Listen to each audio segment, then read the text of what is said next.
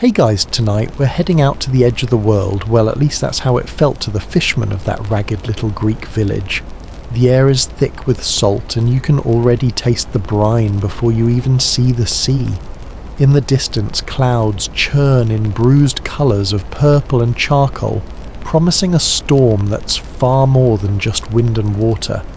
You're here standing barefoot in sand that's damp and cool underfoot, and you know that if you make one wrong move, Poseidon himself might take notice. You probably won't survive this, but you're too curious to turn back now.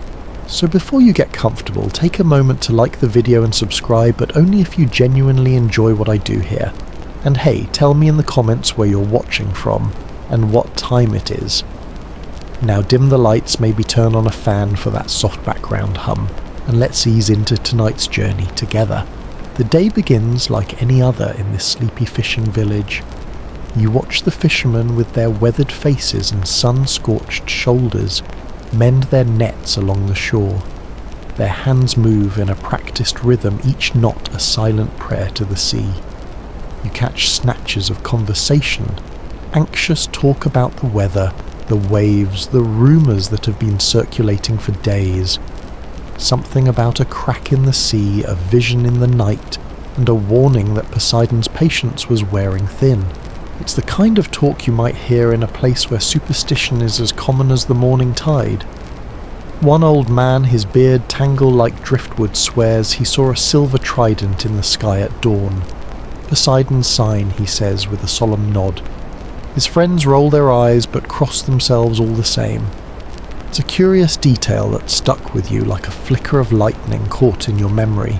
Historians still argue whether these omens were just the fishermen's way of coping with the unpredictable moods of the sea, or if they had a basis in something real.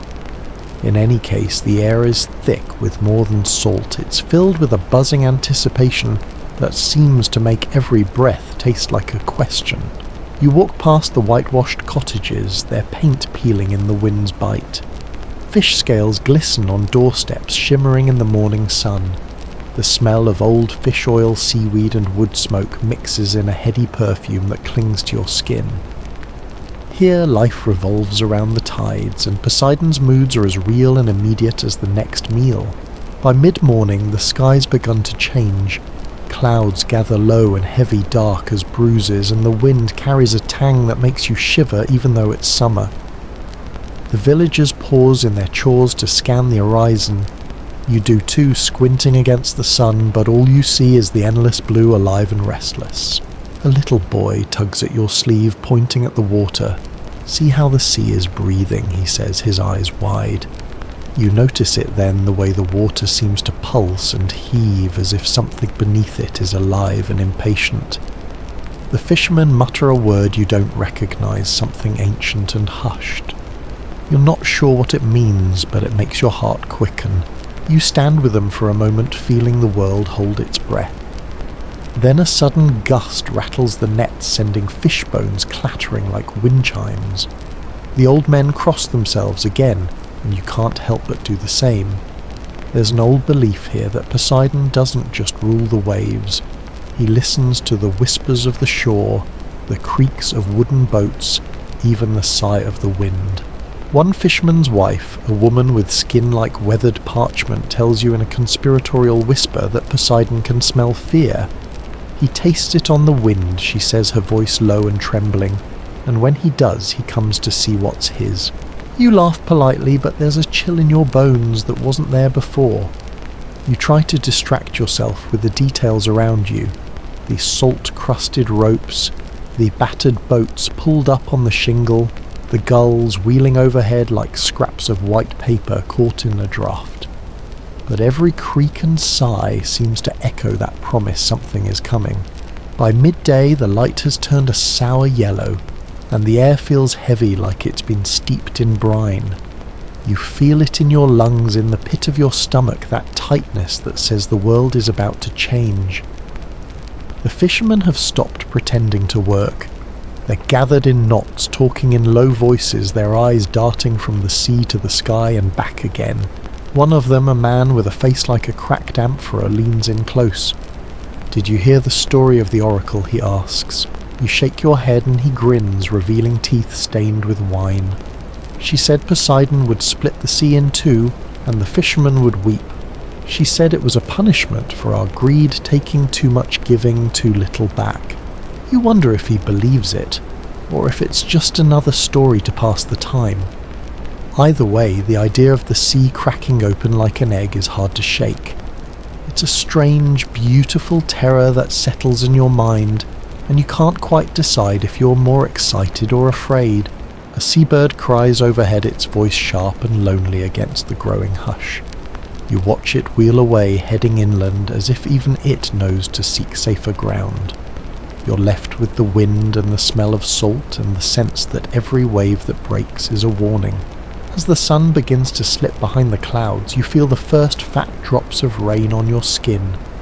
Cold and insistent, they streak down your arms, mingling with the sweat that's already there. The fishermen look up, eyes narrowed against the sudden downpour. It's not a heavy rain, but it's enough to wash the salt from your lips and leave you shivering. You can't help but think of those ancient stories, the ones you read in dusty books and half remembered from school, how Poseidon, brother of Zeus, was said to shake the earth and crack the seas with a flick of his wrist. You wonder if those stories ever felt as real to those old Greeks as they do to you right now, standing in the rain listening to the sea breathe. And then you hear it, a deep resonant rumble like thunder rolling in the distance. But this isn't thunder, it's something else, something older and angrier. You glance at the fishermen and their faces are pale, their mouths working silently around words they're too afraid to speak. The sound grows louder, closer, until it seems to come from everywhere at once. The sky is split by a flash of white light, and the sea shivers like a living thing. You feel it in your bones, that tremor that says the world is shifting. Poseidon has come.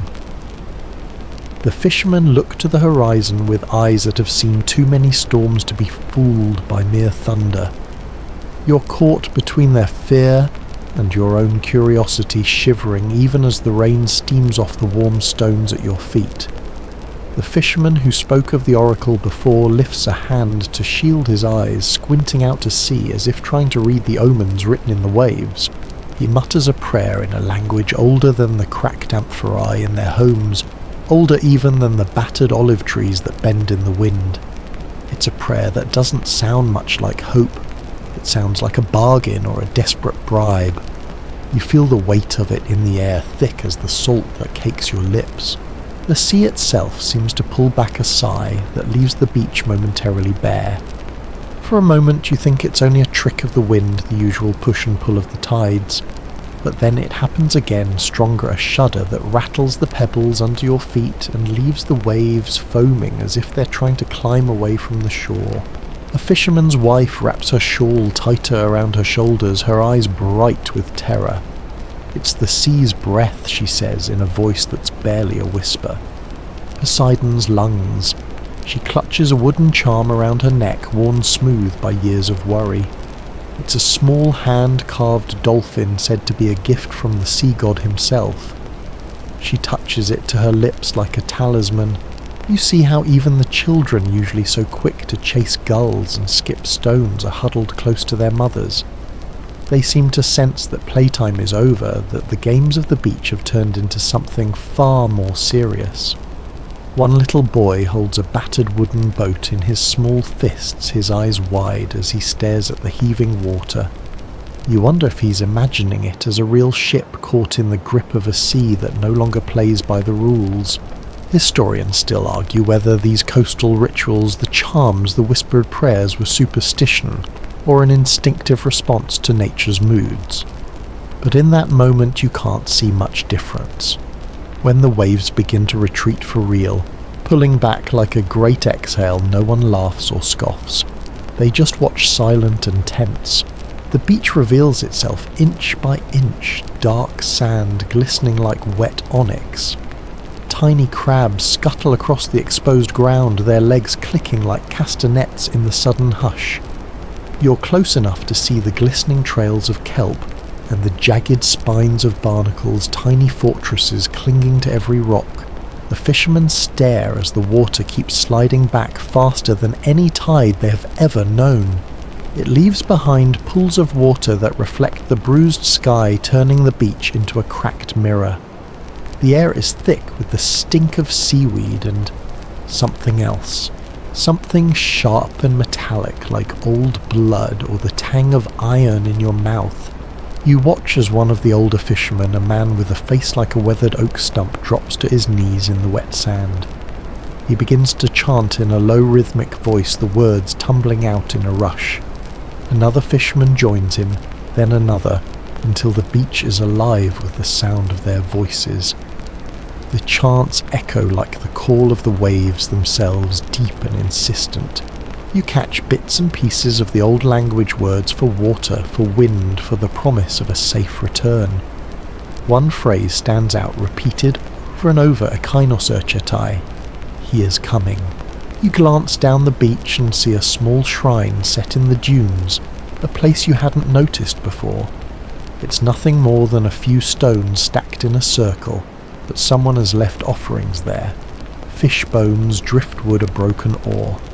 An old amphora half buried in the sand, cracked and worn but still proud. The fishermen bow their heads as they pass it, as if the sea itself might be listening. The wind picks up, tugging at your hair, cold and sharp as a blade. You close your eyes and listen, really listen to the sound of the world around you. You hear the gulls crying overhead, the distant rumble of waves far out at sea, and underneath it all a low, insistent hum like the heartbeat of the ocean itself. Then, as if in answer, the earth itself seems to shudder beneath your feet. A sudden crack like the snap of a mast in a storm echoes across the beach. You stagger, grabbing at a weathered post to keep your balance.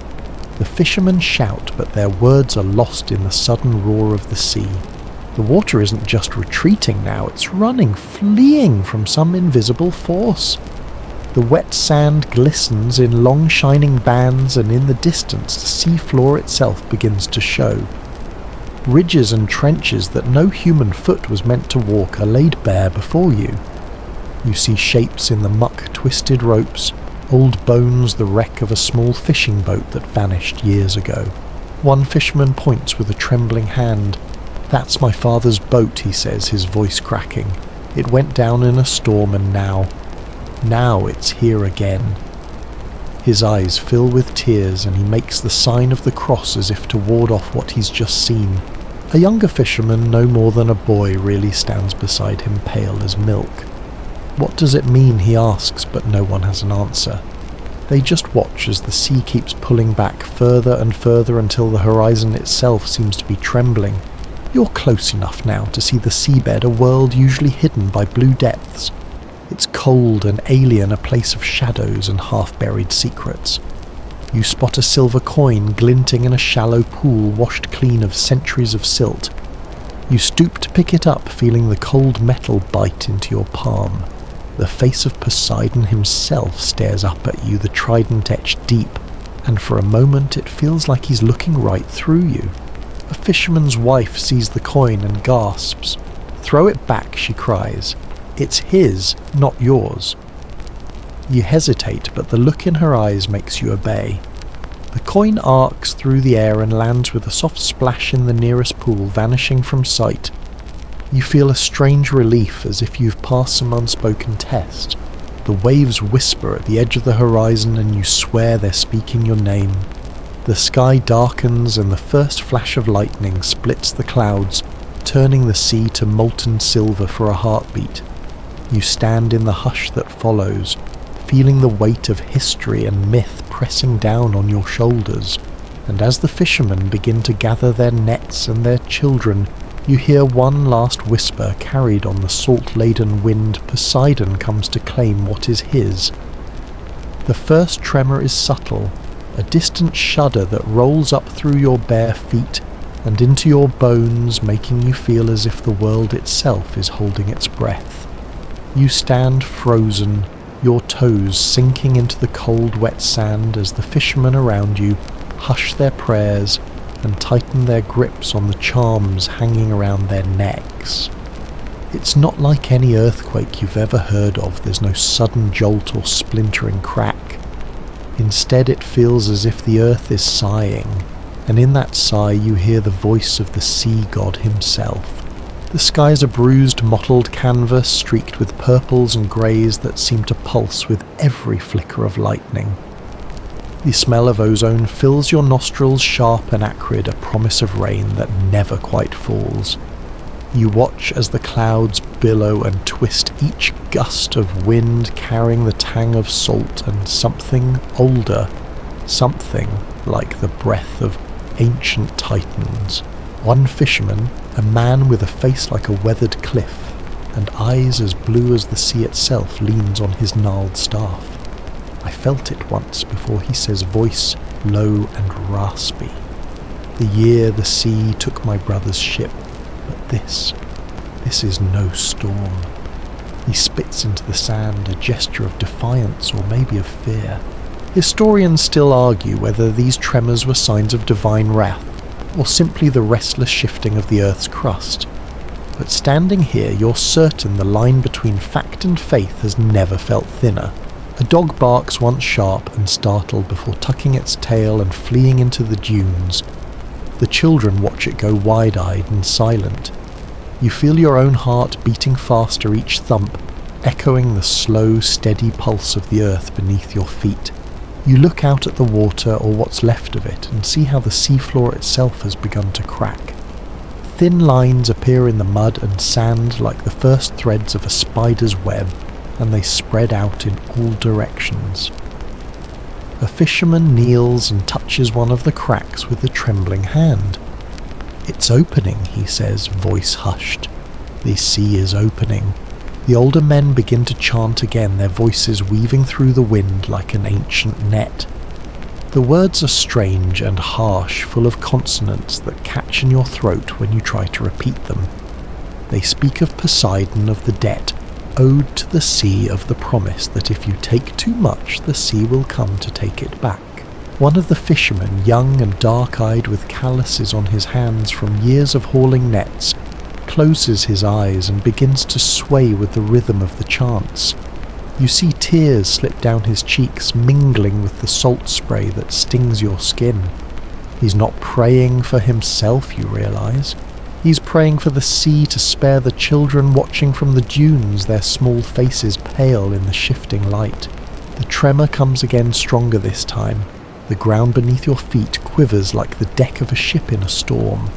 Pebbles skitter across the sand, and the pools of water left by the retreating tide ripple like silver coins dropped into a well. You stagger, reaching out for something, anything, to steady yourself. A fisherman's wife catches your arm, her grip strong despite her years. Stay close, she warns, her eyes bright with something that might be fear or might be faith. If he splits the sea, you must not stray. The path is for the god, not for mortals. You nod, though you're not sure what you're agreeing to. The air is thick with the taste of the sea, the cold slap of the wind on your face.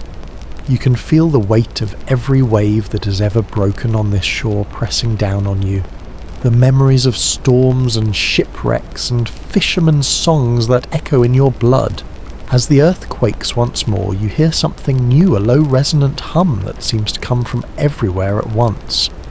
It's not the chant of the fisherman or the wail of the wind. It's deeper, older, a voice that belongs to no man. You feel it in your teeth, in the fine hairs on your arms that stand straight as the cold seeps in. The fishermen pause in their prayers, heads lifting as they listen. You see their eyes widen, a flicker of recognition passing between them like a spark in dry grass. The hum grows louder, a sound like the deep groan of a ship's hull straining against the waves. It's a sound that doesn't belong in the world of men, a sound that says the sea is not just water and salt and wind. It's a living thing, and it's awake. A fisherman points out to sea, his arm trembling. There, he whispers. You follow his gaze and see a faint line on the horizon, where the water seems to rise in a smooth, impossibly even wall. It's as if the ocean has become a sheet of blue glass. and beyond it something is pushing against it from below. You remember the old stories you read as a child, how Poseidon could split the sea to create new lands or swallow whole fleets with a single thought.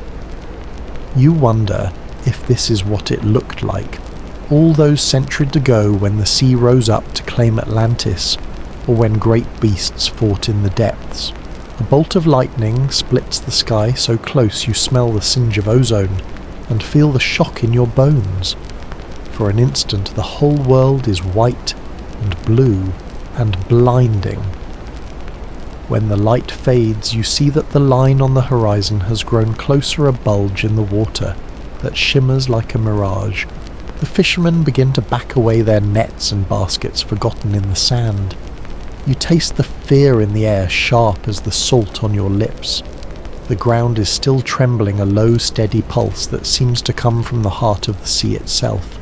Then the crack in the earth beneath your feet widens with the sudden violent snap. You feel the sand shift and settle as a long fissure opens up, running from the high tide mark down to the edge of the exposed seabed. You stare down into it, the darkness yawning like a mouth ready to swallow the world. A fisherman drops to his knees beside you, pressing his forehead to the wet sand. Poseidon, he breathes the name, a prayer and a plea. Lord of the sea, hear us. The hum grows louder, rising in pitch until it's a keen wail that fills your ears and rattles your teeth. The sky cracks with another bolt of lightning, and in that flash you see the fissure widen further, the edges raw and jagged like the teeth of some ancient beast. The fishermen bow their heads, their voices rising in a final chant.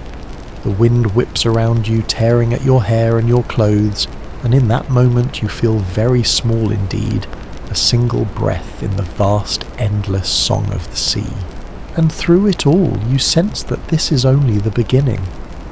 The wind howls in your ears, a banshee's wail that drowns out the prayers of the fishermen. You're clinging to the cracked post like a shipwrecked sailor to driftwood, your breath ragged as the world around you seems to tremble with Poseidon's fury. The sky above is a swirling maelstrom of clouds, dark and roiling like the sea in a tempest, and each gust of wind carries with it the sharp tang of salt and the scent of rain that never quite falls. You feel the cold in your bones, not just from the wind, but from something deeper, a sense that the world is shifting under your feet, that the earth itself is alive and restless. The fishermen around you have fallen silent, their voices lost to the wind, but their eyes speak volumes. They are wide and bright, reflecting the shifting sky, and in them you see both fear and a kind of reverence, as if they're witnessing something that shouldn't be seen by mortal eyes. The first gust of wind nearly knocks you from your feet, sending sand stinging against your skin like 1,000 tiny needles. You taste the grit on your tongue, and it makes you cough and choke. A fisherman's wife pulls her shawl tighter around her shoulders, her face pinched and pale. The wind speaks, she says, her voice, a hoarse whisper that's almost lost in the roar. Listen, it tells of the gods' anger. You strain to hear, pressing your back against the post to keep from being swept away. At first, it's only the howl of the storm, a hollow wail that seems to echo through the sky. But then, in the spaces between the gusts, you hear something else, a low rhythmic thrum, like the beating of a massive heart far beneath the earth. It pulses through the air, each beat in perfect time with the trembling of the ground beneath your feet. Historians still argue whether these stories of the wind's voice were just the fisherman's way of explaining the chaos of nature, or if they were a true echo of some ancient primal power. But as you stand there with the wind tearing at your clothes and the ground shivering beneath you, you can almost believe that the sea itself is speaking in tongues. The fishermen have begun to murmur prayers again, their words snatched away by the gale as quickly as they're spoken. You see their lips moving, their hands clutching charms and relics, small pieces of driftwood shells worn smooth by the tides, bits of old nets that have seen more storms than you ever will. Each token is a link to the sea, a fragile promise that they are part of its endless hungry cycle. One fisherman, his face lined like a map of forgotten voyages, leans close to you and shouts over the wind. "It's the breath of the deep," he says, eyes bright with a kind of wild fervour. The sea speaks when it's angry and it speaks when it's hungry. We must listen. The wind tears at your hair, cold and relentless, and you feel your own heart quicken in response. It's as if the very air has been charged with something electric, something that hums in your blood and makes every breath taste like copper and salt. You watch as the fishermen turn their faces to the sea, their eyes narrowed against the stinging sand. The water is a distant line now pulled back so far that it seems the world has grown larger. The horizon, a place of shadows and possibilities. The exposed seabed glistens like wet marble, the ridges and trenches etched in stark relief by the flickering light of the storm. A fisherman's child no more than 7 or 8 stands beside his father, his small hand clutching a wooden charm carved in the shape of a fish. The boy's eyes are wide, but there's no fear in them, only wonder. You watch as he lifts his face to the wind, his mouth moving in a silent echo of the prayers around him. In that moment you see the fragile thread that binds generations to this place, to this life lived in the shadow of the sea. A sudden gust of wind snaps the last of the old fish nets strung between the posts, sending them whipping through the air like ghosts. They tangle in the branches of a gnarled olive tree, the fabric flapping like the tattered sails of some doomed ship. The fishermen don't even flinch, they've seen too many storms to fear a bit of shredded cloth. But you can't help the shiver that runs down your spine, because in the flapping of those nets, in the keening wail of the wind, you hear something that sounds almost like laughter. It's a cruel, hollow sound, as if the sea itself is mocking your small mortal fears. The older fisherman, he of the weathered face and the deep lines, cups his hands around his mouth and shouts a word you don't recognise, a single syllable that seems to cut through the storm like a blade. The wind stills for a heartbeat, just long enough for the word to echo across the empty beach, and then it comes roaring back fiercer than before. You realise with a chill that seeps into your bones that the wind isn't just a mindless force, it's listening. It's answering. Historians debate whether these sudden calms and howls were simply the tricks of nature or the breath of some old forgotten god. But in that brief silence you feel the truth in your marrow. The wind is more than just air and pressure. It's a voice, and it's speaking directly to you. You close your eyes and let it wash over you, the cold sting of it on your face, the way it seems to fill your lungs and hollow you out at the same time. You feel small and fragile, but also strangely alive, like every nerve in your body has been lit up by the raw power of the storm. When you open your eyes again, the fishermen are already moving. They're gathering up what little they can carry, their faces set and grim. There's no panic, only a quiet, determined urgency, an understanding that what's coming is bigger than any one of them, bigger than any storm they've ever known. You help a fisherman's wife lift a heavy basket onto her shoulder, the rough weave biting into your palms. She thanks you with a nod, her eyes bright with something that's not quite fear and not quite faith. "We must be ready," she says, her voice lost in the wind. Poseidon comes, and we must be ready. You watch as the fishermen begin to make their way up the dunes, away from the exposed seabed and the dark promise of the horizon. The wind howls in your ears, tearing at your clothes and filling your mouth with the taste of the sea. And all the while, the voice of the storm whispers in words you can almost understand, words that promise both ruin and revelation. You take one last look at the exposed seafloor, the ridges and trenches glistening like the bones of some ancient leviathan. You feel the pull of it in your chest, that dark, hungry call that says there are secrets here waiting to be found. And as you turn to follow the fisherman up the dunes, the wind gives one final ragged laugh, a sound that says the sea is far from done with you yet. The sea's sudden retreat leaves behind a landscape that seems torn from a dream, strange and glistening, half real and half illusion. You're almost afraid to blink in case the magic fades and the water rushes back to claim what it has revealed. But for now you stand at the edge of an alien world, the seabed stretched out before you, like a map of hidden treasures and ancient secrets. The fishermen around you pause, their feet planted firmly in the wet sand. Some kneel, their hands pressed to the cold ground, as if they can feel the heartbeat of the ocean still thrumming through it. Others stand with heads bowed, their lips moving in silent prayers or curses. You feel the weight of their history in that moment, all the lives that have been lived and lost to this sea. Historians still debate whether these sudden retreats of the tide are purely geological, or if they're signs of something far more ancient and powerful. Some say they're caused by distant earthquakes or underwater landslides, the restless shifting of the earth's bones. Others whisper of Poseidon's wrath, of the sea god's hunger, when mortals take too much and give too little back. Standing here with the cold wind biting at your face and the exposed seabed stretching away like a promise, you're not sure there's much difference. The ground beneath your feet is slick with mud and studded with rocks worn smooth by centuries of waves. You see seaweed tangled in long green ribbons draped across the ridges like offerings.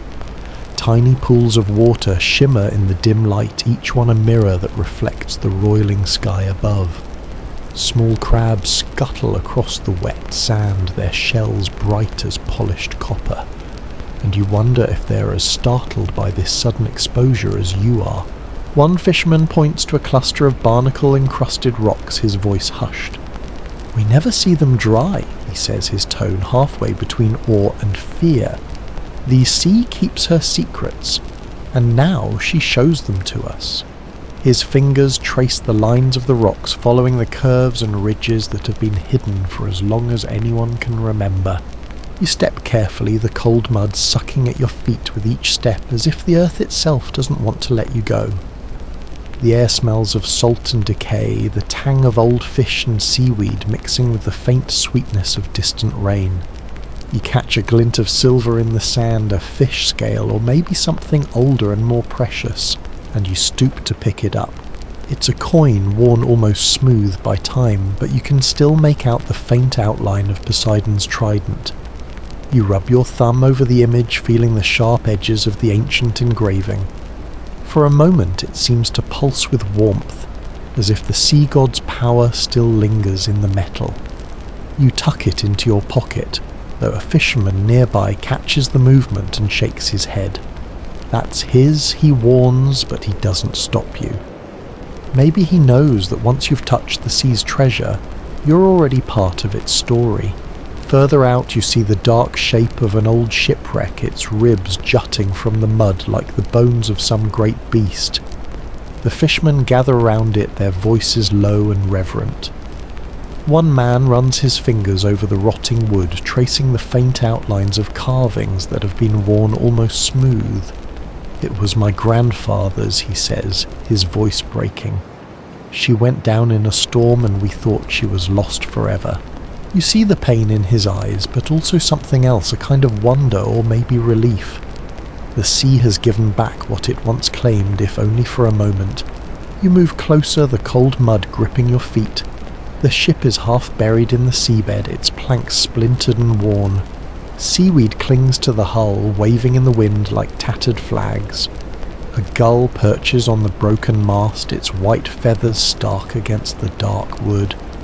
And you wonder if it remembers the ship as it once was, a proud vessel, slicing through the waves, sails billowing with the promise of distant shores. A fisherman's wife kneels beside the wreck, her hands pressed to the wet planks as if she's feeling for a heartbeat. "She carried our men to sea," she whispers, "and she carried them home even if it was to the bottom." Her words are lost in the wind, but you hear the weight of them, the history and heartbreak carried in every syllable. The children of the village are there too, wide-eyed and silent, their small fingers tracing the patterns of shells and stones. They don't know the stories of the men who sailed on this ship, or the storms that took them. But they feel the magic of the moment, the way the sea has laid itself bare for them to see. You wonder how long this will last, this glimpse into a world that usually lies hidden beneath the waves. The fishermen seem to share your thought, their eyes flicking nervously to the horizon, where the sea still waits a silent wall of blue. They know that what the sea gives it can just as easily take away. A fisherman lifts a handful of wet sand, letting it run through his fingers like water. "This was once our home," he says softly. "The sea covered it, but now it's ours again, if only for a breath." Historians still argue whether these sudden exposures are warnings or gifts. Some see them as omens, signs that the sea is growing restless, and that the world of men must tread more carefully. Others see them as blessings, a chance to glimpse the secrets of the deep before they vanish again. You can't help but feel a strange sense of both a warning and a gift, a reminder that the sea is both generous and jealous, always shifting, always hungry. The wind picks up, sending ripples across the exposed seabed. You see patterns in the sand, swirls and ridges like the fingerprints of the gods, each one a testament to the power of the water that once flowed here. You think of the fisherman's prayers, of the chants that spoke of Poseidon's breath, and you wonder if he's listening even now. A fisherman's child bends to pick up a piece of driftwood, worn smooth and pale as bone. He holds it up to the sky, his face solemn. "It's a piece of the sea," he says, and you can hear the truth in his small, serious voice. You stand there with them, your feet in the cold mud, the wind in your hair, and for a moment you feel like you're part of something bigger, part of the endless dance between sea and shore life, and death giving and taking. The waves whisper at the edge of the world a promise and a threat, and you know this moment will not last. But for now the sea has laid itself bare, and you are here to see it. The fishermen's families stand in tight clusters, their eyes fixed on the strange landscape of exposed seabed.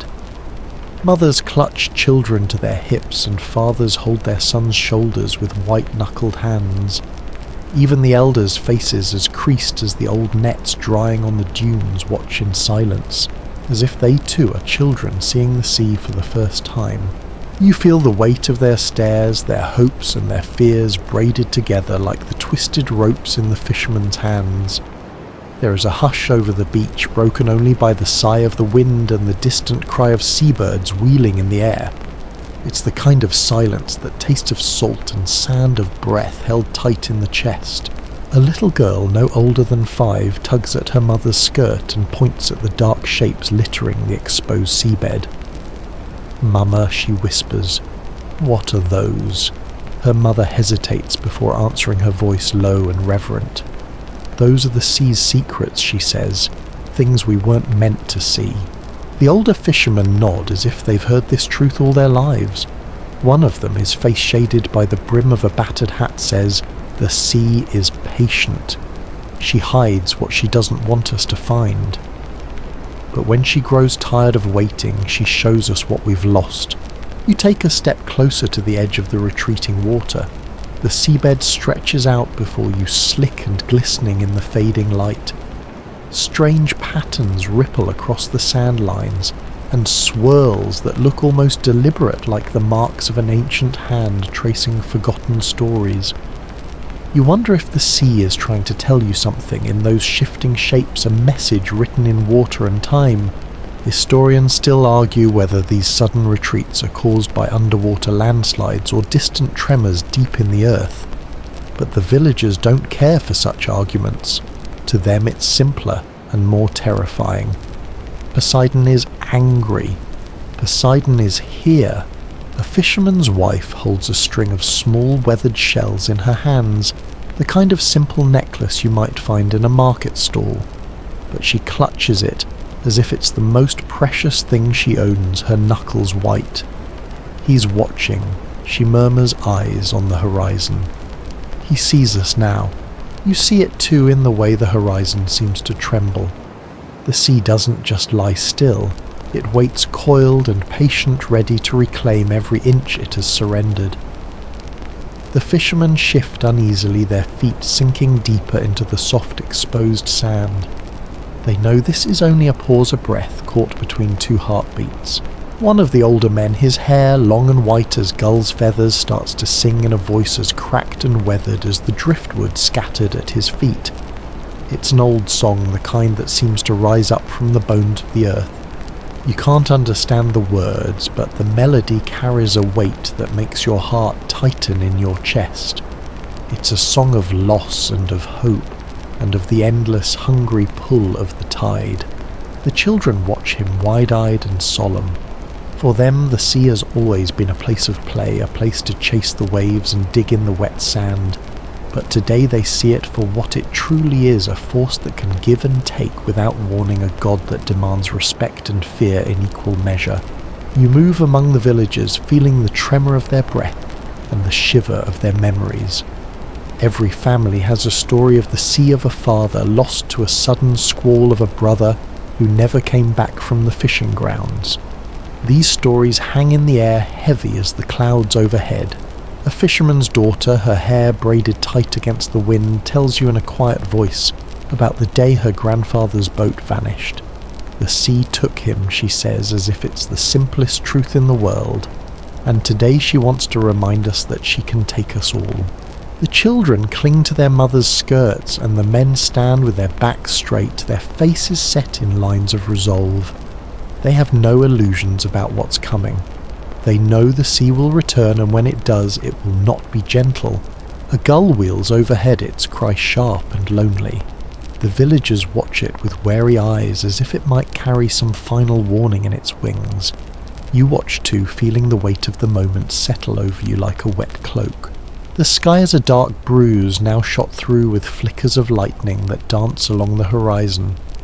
You see the way the light plays across the wet sand, turning the exposed seabed into a mirror of the storm above. In that flickering reflection, you catch glimpses of things that don't belong. Shapes that move in the darkness, half seen and half imagined. A fisherman beside you murmurs a word that sends a chill up your spine. Nereids, he says, his voice barely audible. Sea spirits.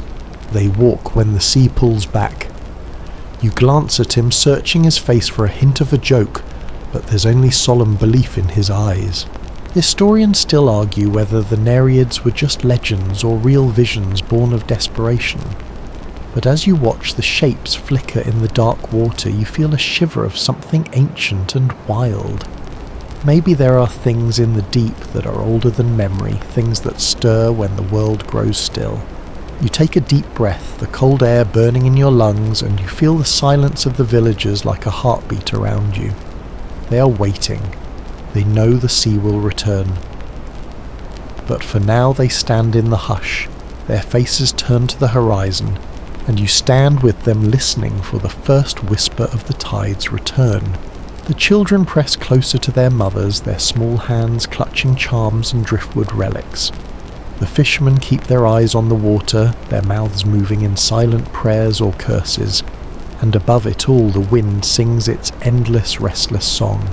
You can almost hear Poseidon's laughter in the gusts of wind, a low rumbling chuckle that seems to echo through the dunes and the empty pools. It's a sound that promises both ruin and renewal, a reminder that the sea does not forget. And so you wait with the fishermen and their families, your feet in the cold sand and your breath caught in your throat. You wait for the sea to come back and claim what it has shown, for the tide to rise and sweep away the secrets it has revealed. You wait because you know that when Poseidon speaks, the world must listen. Poseidon's roar comes as a low, thunderous growl that seems to roll across the exposed seabed, rumbling up through your feet and settling in the pit of your stomach. It's not just a sound, it's a feeling, a weight that presses against your chest and makes your breath come short and quick. The fishermen around you stiffen their heads, snapping up, as if they've heard a voice calling from the deep. The sky cracks with a sudden flash of lightning illuminating the scene in stark white light. For a heartbeat, everything is frozen. The twisted skeletons of old shipwrecks, the shimmering pools of water, the pale faces of the villagers turn to the horizon. And then the darkness rushes back in, swallowing the world in its cold embrace. The roar fades, but the echo of it lingers, vibrating in your bones long after the sound itself has died away. The fishermen exchange glances, their eyes dark with fear and wonder. One of them, his beard thick with salt, and age, spits into the sand and mutters, "He's awake now. No more dreams, this is real." You can taste the electric tang of ozone on your tongue, sharp and bitter. The air feels charged like the breath before a scream. You know in that moment that you're standing on the edge of something ancient and hungry. And though you're only a visitor here, you feel the sea's cold fingers brushing against your heart. Historians still argue whether these thunderous roars were just the echoes of distant earthquakes, or the voice of the sea god himself. But the villagers don't need debates to know what they're hearing. To them, this is the sound of Poseidon's anger, the voice that has haunted their dreams and whispered in the wind for generations. The fishermen begin to move their steps slow and deliberate on the slick sand. They gather their children, their wives, their few precious belongings, and they turn their backs on the exposed seabed. One by one they begin to climb the dunes, their faces set in grim lines. There's no panic, no shouting, only the quiet, steady determination of people who have lived their whole lives in the shadow of the sea. You follow them, your feet sinking into the cold, wet sand with each step. The seabed stretches out behind you, a world of secrets and ghosts. You glance back once, and in the shifting light you swear you see shapes moving in the darkness. Things that shouldn't be there, things that belong to the deep. The fishermen's children cling to their mothers, their small faces pale and solemn. One little boy carries a wooden boat in his hands, clutching it to his chest like a charm. You watch him, and wonder if he dreams of sailing away from this place, of finding a sea that doesn't roar and crack with the anger of gods. A fisherman's wife, her hair streaked with silver, catches your eye as she climbs the dunes. "Don't look back," she says, her voice low but firm. "What the sea shows is not for us to keep." Her words settle over you like a shroud, and you turn your face to the wind. At the top of the dunes, the fishermen pause, their silhouettes dark against the stormlit sky. They watch as the horizon shifts and heaves, the line between sea and sky blurring in the flickering light. The air is filled with the scent of salt and lightning, and you taste the sharp tang of fear on your tongue. The children stand close, their hands clutching driftwood charms and scraps of netting. The men murmur prayers under their breath, old words that speak of protection and forgiveness. You can't help but feel a pang of envy for their faith, even if it's born of fear. It's something solid to hold on to in the storm. You watch as the sea begins to move. The line of water on the horizon bulges and quivers as if the ocean itself is gathering its strength. A low rhythmic thrum fills the air, the sound of waves colliding in the distance. The wind stills for a moment, and in that hush, you feel the weight of history pressing down on your shoulders. A fisherman beside you shivers and mutters. The old stories were true. His voice is raw with awe and terror. Poseidon walks the deep, and he's split the sea to show us our place. You feel the truth of it in your bones, a certainty that has nothing to do with logic and everything to do with the rhythm of the waves. Historians still argue whether Poseidon was ever more than a myth, but here under the bruised sky and the cold wind, you know that some stories don't need to be true to be real. The children huddle closer to their mothers, their small bodies trembling in the cold. The fishermen stand with their heads high, though their eyes are wide and dark. They know the sea will return, and when it does, it will not be gentle. The roar comes again, louder this time, a rolling thunder that shakes the ground beneath your feet. The villagers flinch, their hands tightening around whatever small charms they hold. You feel the vibrations in your teeth, the raw power of the sea's voice echoing through your bones. The wind picks up, howling around you in sudden gusts that tear at your clothes and sting your eyes with salt. It carries the scent of the deep cold and briny, full of secrets and the weight of centuries. You taste it on your tongue and know that you will never forget this moment. One of the older fishermen begins to chant, his voice rising above the wind. The words are old, older than the cracked amphorae and the broken nets. They speak of the sea's hunger, of the price that must be paid when mortals dare to challenge the deep. His voice is joined by others, the chant growing stronger and steadier, until it seems to weave itself into the very air. You close your eyes and let the chant wash over you, the rhythm of it beating in time with your heart. In that moment you feel connected to something vast and ancient, something that reaches beyond the horizon and into the depths of the world. When you open your eyes, the sea is closer. The line of water on the horizon has grown taller, a dark wall that seems to breathe with the pulse of the earth. The roar has faded to a low, steady rumble, a promise that the sea will not be held back for long. The fishermen stand their ground, their faces turned to the darkening sky. They have lived their lives at the mercy of the sea, and they know that when it comes, it will take what it's owed. And you stand with them, your breath cold in your throat and your heart pounding in your chest. The sea has spoken, and now you wait to see what it will claim. You dare to step forward, leaving the safety of the dunes, to walk upon the wet, exposed seabed. Each step feels like a question whispered to the deep, a dare that the sea itself seems to answer in the hush between the wind's howls. The cold mud sucks at your feet, trying to pull you down with every step, and the chill of it creeps up your legs until you're shivering all over. The fishermen watch from the ridge, their faces pale in the flickering light of the storm. You can feel their eyes on you, heavy as the weight of the clouds above. Some of them cross themselves or mutter prayers under their breath as if to shield you from the god's gaze. But you can't stop. Something in the pull of the exposed world, something in the salt thick air keeps you moving. The seabed is a landscape of secrets and strange beauty. Pools of water lie like mirrors in the sand, reflecting the dark sky and the flickering glow of lightning. You see small fish darting through the shallows, their silver scales flashing in brief glimpses of light. Seaweed twists in long green ribbons, clinging to the ribs of wrecked boats and the bones of lost creatures. You pause to touch a piece of driftwood worn smooth by the endless caress of the tide.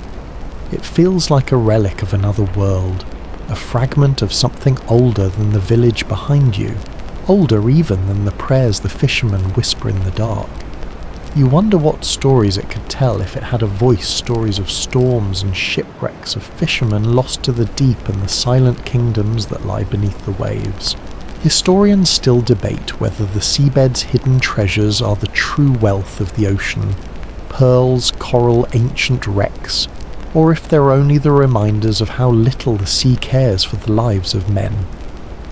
You find your own answer in the cold press of the mud against your skin, the weight of the salt air in your lungs. The true treasure is in the stories the sea tells when it breathes. You step deeper, the mud growing thicker, the pools growing deeper and colder. Each ripple in the water seems to whisper your name, each gust of wind a voice at your ear. The seabed is alive with small movements, crabs scuttling sideways, tiny shrimp flickering in and out of sight. It's a world that usually lies hidden, and you feel like an intruder in a secret garden. The sky above is a roiling canvas of dark clouds shot through with sudden flashes of white light. Thunder growls in the distance, and you feel it in your bones, a deep resonant hum that echoes in the soles of your feet. It's as if the sea itself is speaking in the language of the storm, a tongue you can almost understand. A broken mast juts from the sand like a monument to some lost battle. Seaweed drapes over it in long strands, and small barnacles cling to the splintered wood like tiny soldiers standing guard. You lay your hand against it, feeling the cold slickness of the sea's touch. In the hollow spaces between the planks, tiny fish dart in and out, their movements quick and nervous. A fisherman calls to you from the shore, his voice lost in the wind. You can't hear his words, but you see the urgency in his gestures, the way he points to the horizon, where the sea waits. The water is closer now, a dark line that grows thicker with every breath. The tide is coming back, slow but unstoppable, and you know you don't have much time. You kneel for a moment, pressing your hand into the cold, wet sand. It's soft and yielding, the kind of place that would swallow your footprints and leave no trace you were ever here. You wonder how many footsteps have been erased by the sea, how many lives, how many stories lost in the endless ebb and flow. A sudden flicker of movement catches your eye, and you turn to see something pale and sinuous slip through a shallow pool. It's gone before you can focus, but for a moment you're sure you saw a glimpse of something that doesn't belong in the world of men. A serpent of the deep, or perhaps only the flicker of your own fear. Historians still argue whether the sea's creatures are simply part of nature's endless cycle, or if they're something more, echoes of old gods, shadows of the world that was. Here in the hush of the exposed seabed you think it's both. Every ripple of water, every flicker of a fin feels like a fragment of a story older than memory. The wind picks up again, tearing at your clothes and filling your mouth with the taste of salt. You taste it on your lips, sharp and biting, and you feel a kind of wild exhilaration in your chest. The sea is coming back, and with it will come the end of this brief, impossible vision. You look back at the fishermen gathered on the dunes, their figures dark against the brightening line of the horizon. They watch you with wide eyes, their faces etched with the memory of all they've seen and all they've lost. You see in them the weight of generations, the endless cycle of give and take that binds them to this shore. You stand one last time in the cold, sucking mud, the wind in your hair and the salt in your veins. You feel the sea's breath on your skin, the promise of its return. And in that moment you know you're part of something larger, part of the story that the sea tells in every wave, every whisper of foam. As you turn back toward the dunes, the first small wave washes over your feet, cold and insistent. The tide has begun to creep back, and with it comes the hush of a promise kept. You walk slowly, each step a farewell to the secrets of the seabed, each breath a prayer for what lies ahead. The sea has cracked open to show you its heart, and now it comes to claim what it has revealed. The return of the tide is not a sudden rush, but a slow, deliberate encroachment that seems to carry the weight of 1,000 years in every ripple. You feel it first as a shiver around your ankles, the cold touch of water creeping back into the world it abandoned only hours before. It's a gentle touch, almost tender, but you know it's only the beginning. The fishermen on the dunes watch in silence, their faces pale against the darkening sky. They know the sea does not forgive easily, that every inch of wet sand it reclaims is a debt repaid in salt and bone. They clutch their children closer, their eyes fixed on the water as it creeps across the exposed seabed like a living thing. The first small waves lap against your feet, icy and insistent. You feel the power of them, the patient strength of the sea as it breathes back into the world. It's as if the water itself remembers every footprint you left behind, and it's come to wash them away. A fisherman near you mutters a prayer under his breath, his hands clutching a piece of driftwood carved into the shape of a fish. You catch the word Poseidon in the low murmur, and you know it's not just a prayer, it's an apology. A plea for mercy from the god who rules these waters. Historians still argue whether these returns of the tide were simply natural phenomena, or if they carried with them the weight of divine judgment. But in that moment, with the cold water creeping higher and the wind singing in your ears, you're certain there's no difference at all. You walk slowly back across the wet sand, each step sinking deep as the sea pulls at your feet. The seabed is already changing the pools of water, swelling and merging the shapes of ancient wrecks, vanishing once more beneath the darkening waves. You feel the loss of it, the way the secrets of the deep slip away like a dream you can't quite remember upon waking. A child points to a distant shape in the water, a piece of a ship's mast rising like a gravestone from the shallows. "It's coming back," she whispers, her small voice carrying across the hush. You watch as the sea laps higher and higher, the broken mast vanishing inch by inch beneath the hungry tide. You reach the edge of the dunes, your feet numb and aching from the cold. The fishermen's families are huddled together, their faces turned to the horizon. The old men stand with their hands clenched tight around the hilts of knives and the hafts of broken oars, symbols of the sea's bounty and of the price it demands in return. One of the fishermen, his face lined like an old map, turns to you and says, "The sea never forgets." His voice is calm, but his eyes are dark with something deeper, a memory perhaps, or a fear too old to name. "We take what we need, but the sea keeps the count." You nod, though you don't have the words to answer him. The sea is up to your knees now, cold and strong, and you can feel the tug of its current around your legs. It's not enough to drag you down, not yet, but you know it could if it wanted to. The children watch in silence, their small faces pale and solemn. One boy holds a piece of sea glass in his hand, turning it over and over as the water creeps closer. It glitters in the fading light, a shard of the sea's memory, and he clutches it like a talisman against the growing darkness. Historians still debate whether the relics the sea leaves behind, coins, bones, broken amphorae, are curses or gifts. The villagers don't care for such debates. To them, every scrap of the deep is both a blessing and a warning, a reminder of the sea's endless hunger. You wade through the shallows, the water cold and relentless, and you feel a kind of reverence in your chest. The sea has come back to claim what was always its own, and you're just another witness to its return. The wind picks up, singing in the ropes of the old boats pulled high on the dunes. The sound is a low, mournful moan, as if the boats themselves remember the men who once sailed them. You wonder how many of those men lie beneath the waves now their story is lost to the deep. You watch as the tide covers the last of the exposed seabed, the dark water swallowing the ridges and pools that only moments before seemed so solid and real. It's like watching a candle gutter out, the flicker of light vanishing into the night. The fishermen stand with their heads bowed, their hands clasped in prayer. They know the sea is not done with them, that it never will be. They live at its mercy, and they carry that knowledge in every breath they take.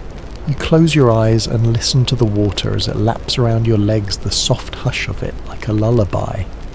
In that sound you hear the voice of the sea god, soft now, almost gentle but no less insistent. It's a promise and a threat, a reminder that the sea is always watching, always waiting. The last piece of the wreck vanishes beneath the water, leaving only the endless, restless surface behind. You stand with the fishermen and their families, your breath cold in your lungs and your heart steady in your chest. The sea has returned, and with it the world is whole again, if only for a moment. You feel the weight of it settle over you like a cloak, the salt and the wind and the memory of the deep, all tangled together in the quiet hush of the rising tide. You turn to the shore, your feet heavy in the cold water, and you know that the sea will always come back, that it will always claim what is owed. And you know too that the fishermen will be waiting. As you stand in the shallow water, you feel the pull of the sea around your legs, a gentle, insistent tug that reminds you how quickly the ocean can turn from friend to foe. The fishermen have begun to move back from the water's edge, their steps slow and measured, as if they're afraid to disturb the hush that has settled over the beach. The children, so bold before, are quiet now, their small faces pale and watchful. They clutch charms and pieces of driftwood to their chests, their eyes wide with the knowledge that the world has changed, if only for a moment. The women gather them close their shawls, wrapped tight against the wind that still whispers through the dunes. You wade back onto the drier sand, your feet sinking into the soft earth. Behind you, the water glistens in the fading light, the gentle ripples of the returning tide erasing the last traces of the secrets it revealed. You know that soon the seabed will be hidden once more, its stories buried beneath the waves.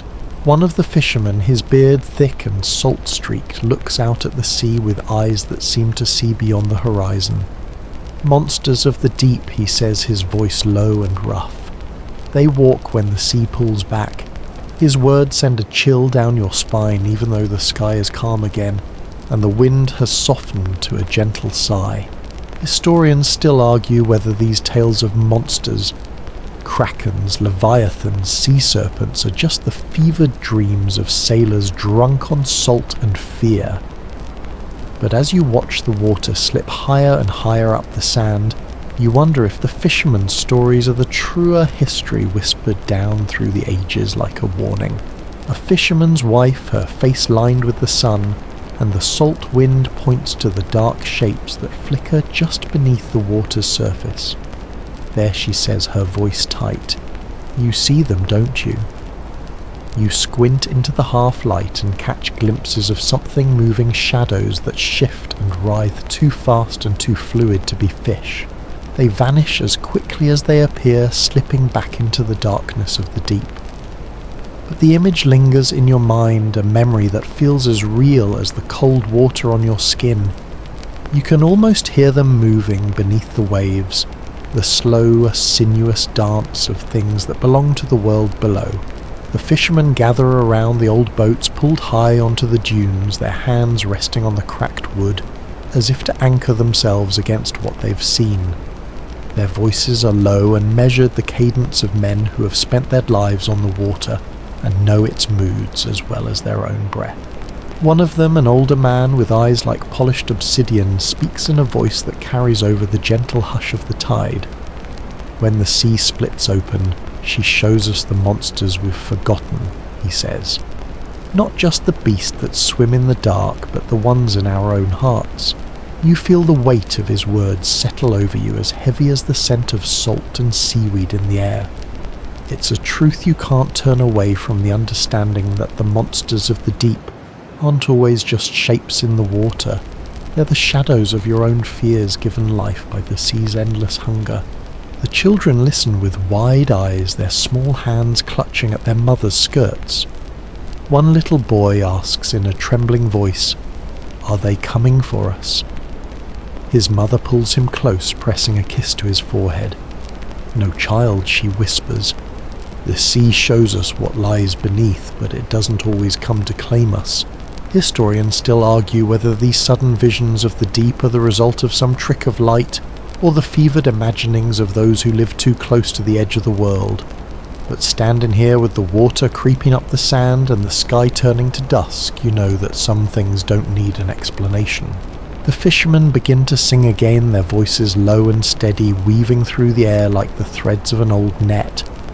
The song is a lament and a prayer, a promise to remember what they've seen and to carry it with them into the days to come.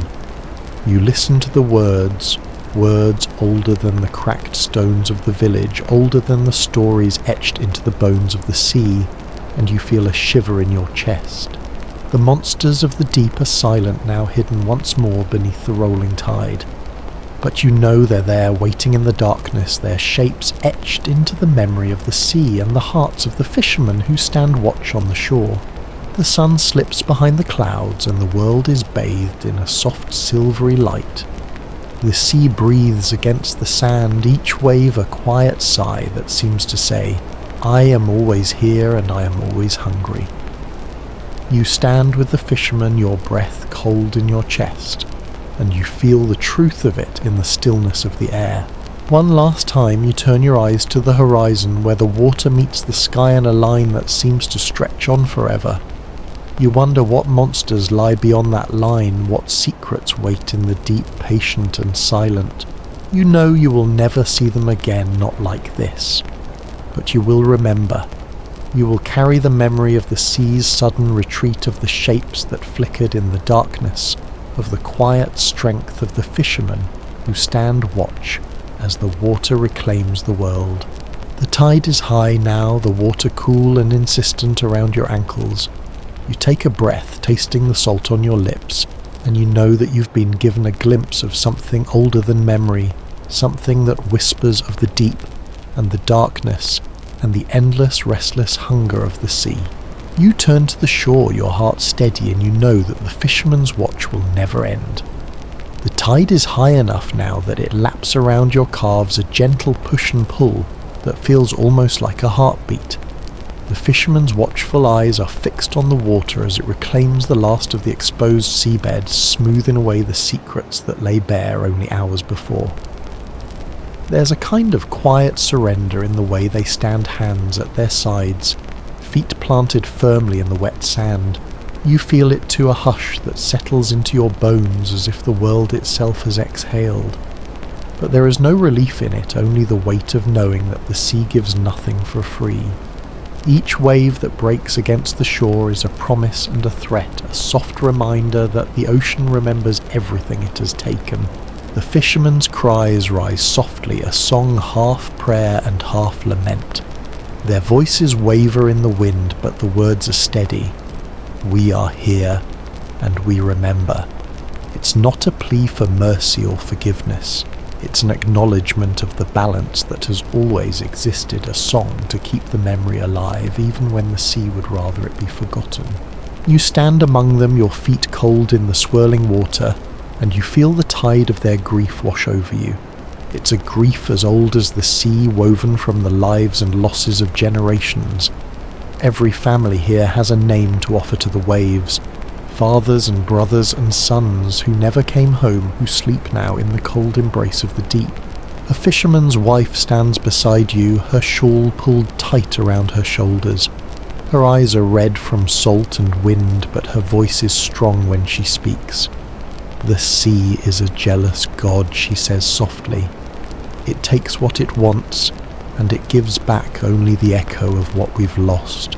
Historians still argue whether these old sayings, these half-remembered fragments of myth and faith, were born of fear or reverence.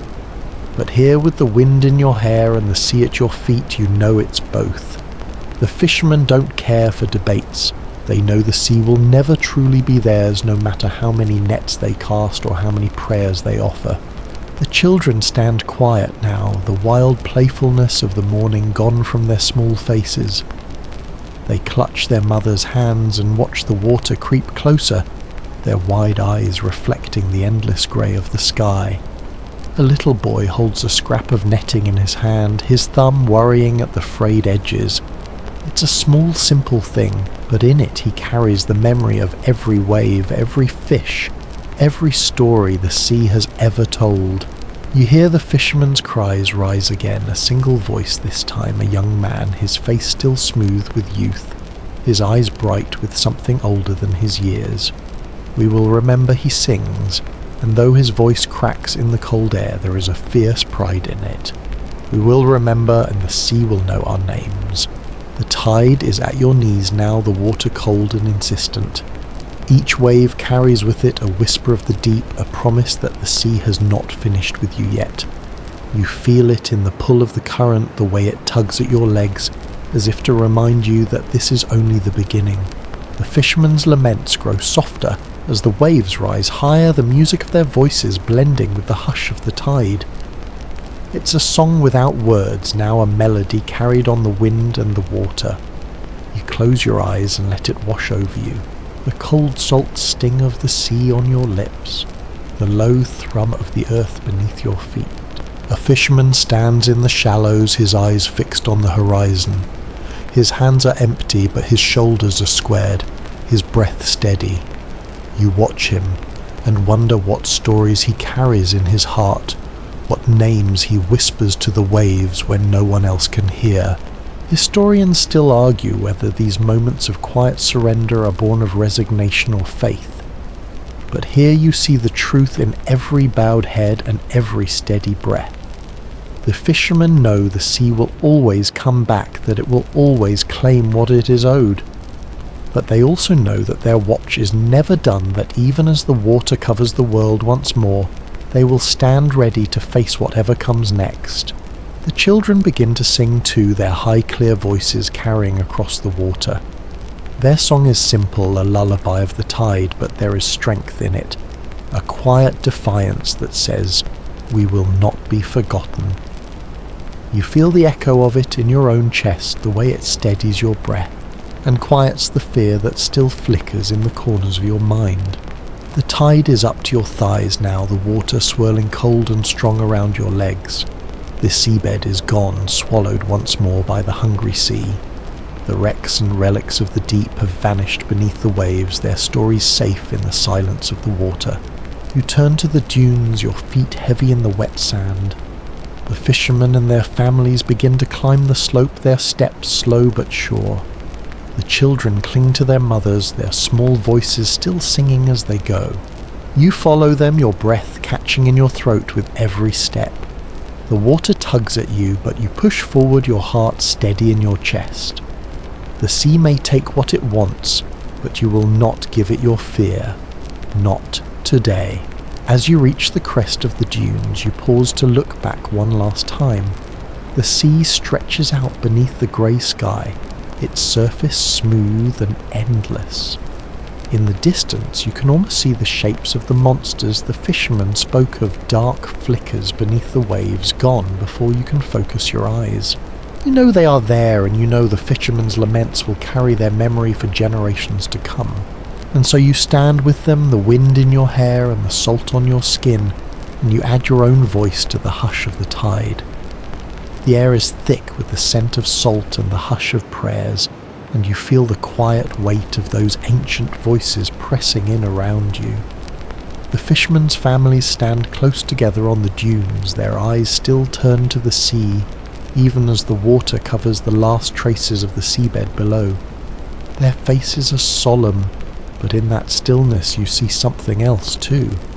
A flicker of defiance, a stubborn refusal to be cowed by the endless hunger of the waves. You wade out of the shallows, the water clinging to your legs like a final reminder of all you've seen. The cold seeps into your bones, and for a moment you shiver, feeling the enormity of what has just passed. The tide has come back, but it has left its mark on you, a memory that will linger long after the sand dries and the sun sets.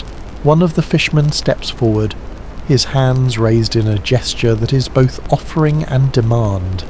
He holds a small wooden carving of a fish, rough-hewn, and salt-streaked, its lines smoothed by years of handling. "A gift for Poseidon," he says in a low voice, his breath steaming in the chill air. "An offering for what we've seen, and for what we've yet to face." He wades forward, the water up to his waist now, and with a careful, deliberate motion, he places the carving in the waves. It bobs there for a moment, a small defiant shape against the endless expanse of the sea, and then it is gone, swallowed by the returning tide. The fishermen murmur their prayers again, the old words rising in the dusk like a song. You can't make out the meaning of every word, but you feel their weight in the hush between them, an apology perhaps, or a promise, or maybe just a plea to be remembered. Historians still argue whether these offerings, these simple hand-carved tokens, were acts of desperation or of faith, whether they were meant to buy mercy from the sea or to remind the fishermen themselves that they are only visitors in the world of the waves. But standing here, your toes buried in the wet sand, you understand that it doesn't matter.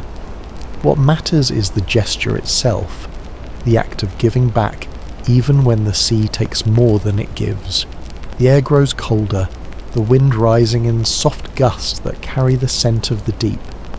You close your eyes and listen to the hush of the waves, the soft hiss of water over sand. In that sound you hear the quiet voice of Poseidon, patient and eternal. A promise that the sea will always return and that will always remember those who walk its shores. A fisherman's wife stands beside you, her shawl wrapped tight around her shoulders. She holds a small piece of driftwood in her hands, turning it over and over with careful fingers. "This was my father's," she says, her voice soft. "He carved it to bring him luck, but the sea took him anyway." She looks out at the dark water, her eyes bright in the fading light. "Now it's my son's, and one day it will be his son's." We hold on to these things even when the sea tries to wash them away. You nod, feeling the truth of her words settle into your chest. The sea takes, but it also leaves behind these small relics, tokens of lives lived in its shadow. In them, the memory of the fishermen endures, their voices woven into the hush of the waves. The children stand close to their mothers, their small hands clutching charms of shell and bone. One little girl holds a necklace of sea glass, the green and blue shards polished smooth by the endless roll of the tide. She lifts it to her lips, pressing it there like a promise. In her eyes you see the reflection of the water and the quiet strength of those who call the shore their home. The fishermen gather in a circle, their heads bowed as they speak words you cannot hear. The wind carries their voices away, but you know what they're saying. They're giving thanks for the sea's gifts, even as they mourn what it has taken. They're making their peace with the deep as their fathers and grandfathers did before them. Historians still argue whether these bargains with the sea, these whispered prayers and silent offerings were ever more than ritual. But here, standing among the fishermen and their families, you see that they are more than that. They are a way of holding on to the memory of what the sea has shown them, a way of saying, "We were here, we saw, and we remember." As the last light fades from the sky, the fishermen turn back to the village, their footsteps sure and steady in the wet sand. The children follow their laughter, soft and tentative, like the first breath of spring after a long winter. You walk with them, your heart quiet, and your mind still filled with the hush of the waves. At the edge of the dunes, you pause to look back one last time. The sea stretches out in the darkness, its surface smooth and unbroken. But you know that beneath that calm lies the memory of what it has shown you. The secrets of the deep, the monsters that stir in the dark, and the quiet strength of those who stand watch on the shore. You turn to the village, your breath cold in your lungs and your feet heavy in the sand. The night is falling fast, and the wind carries the scent of salt and old stories. You know that the fishermen will gather by their fires tonight, telling tales of what they have seen and what they have lost. And you know that you will be there to listen to, carry those stories forward into the hush of the dawn. The sea has taken back what was its own, but it has left behind a promise whispered in the hush of the waves, carried in the quiet prayers of the fishermen. A promise that the deep remembers, and that those who stand on its shores will always find their voices in its endless song. Slowly the water creeps up the sand, its cold fingers reaching ever higher. You stand at the edge of the dunes, the last dry refuge, and watch as the tide reclaims the world it had so briefly surrendered. The hush of the waves is a lullaby and a warning, the soft susurration of a god's breath. The fishermen gather close, their eyes bright in the fading light. They stand in small knots, voices low and steady as they murmur words of remembrance and resolve. Their wives stand beside them, shawls wrapped tight against the creeping chill, their faces set and watchful. One of the fishermen's children, a girl with hair as dark as the sea at midnight, leans against her mother's hip, her small fingers tracing the curve of a shell necklace. She looks out at the water with eyes that seem too old for her years, and you wonder what stories she'll carry forward from this night. The fishermen know what comes next. They've lived their lives by the rhythm of the tide, and they understand that the sea gives back only what it chooses. They watch as the water rises inch by patient inch, and they do not flinch. A fisherman with a beard like wet rope lifts his hands, palms open to the waves. The sea returns, he says in a voice that carries over the hush of the water, and we return to the sea.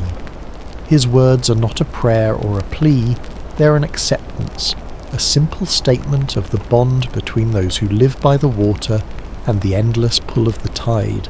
Historians still argue whether these spoken words, these ritual phrases passed down from father to son, are mere superstition or something more. But in that moment you see how they steady the hearts of those who stand here. They are a promise to remember to honour the balance that has always existed between the shore and the deep. You feel the cold creep higher around your ankles, the water swirling with the promise of what's to come. It's not a sudden flood, not a roar of water to sweep you off your feet, but a slow, relentless encroachment, a reminder that time is measured in tides, not in hours. You step back, your feet sinking into the soft sand, and watch as the water covers the last of the exposed seabed.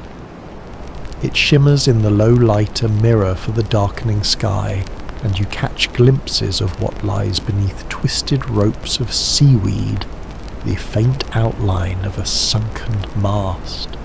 A silver coin glinting for a moment before it vanishes under the gentle push of the tide. The fishermen's children whisper to each other, their voices soft as the sigh of the waves. They speak of the things they've seen, shadows that flickered in the dark shapes that rose and fell with the breath of the sea. Their stories are small, half-formed, but they carry the weight of wonder and fear. A fisherman's wife kneels at the edge of the dunes, her hand pressed to the wet sand. Her lips move in silent prayer, but her eyes are open, watching the water as it creeps higher. Poseidon, she breathes her voice lost in the wind. Lord of the deep, remember us. She dips her fingers into the water, the cold bite of it, a ritual in itself, a quiet plea for the sea's favour. The wind picks up, carrying the salt of the waves and the memory of the storm. It rustles through the reeds and the tattered nets left to dry in the sun, weaving the fishermen's laments into the hush of the night. Historians still argue whether these final prayers were truly for the sea or for those who stood on its shores. But here you see that it's the same. To live by the water is to understand that you are always part of the sea's endless story. You watch as the tide creeps closer, the water brushing against the fisherman's boots, lapping at the footprints left in the sand. It's a gentle touch, but it carries the promise of the deep, the quiet certainty that the sea will always come back to claim what it has shown. A fisherman turns to you, his face lined and weathered by years of salt and wind. This is how it is, he says simply. The sea comes and goes, and we live in the breath between. His words settle over you like a blanket, warm and heavy with truth.